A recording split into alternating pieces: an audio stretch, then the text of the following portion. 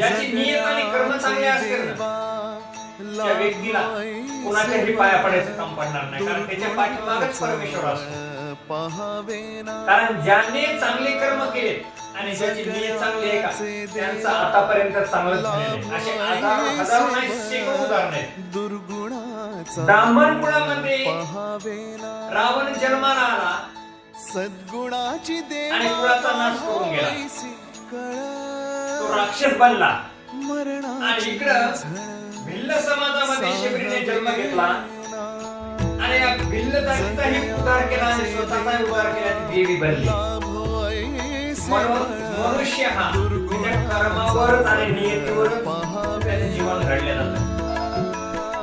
तुकोबाने एक आम्हाला सुंदर वर्णन करते, तुमच नीच काही नेणे भगवंत निष्ठी भाव भक्त देखुनिया दासी कन्या विदुराच्या मक्षी दैत्या गणरक्षी प्रभादासी. आणि दासीचा पुत्र असताना विदुर त्या विदुराच्या कन्या बक्षीने परमेश्वरानं आणि इकडे दैत्यकुळामध्ये प्रभादाने जन्म घेऊन संपूर्ण दैत्यकुळाचा उद्धार केला. स्वतःचा केला पण कुळाचा उद्धार केला. याच्यातून आपल्याला एकच शिकायला भेटतं, ज्याची नियत चांगली आणि कर्म चांगले ना, त्याच्या पाठीमागे देव असतो.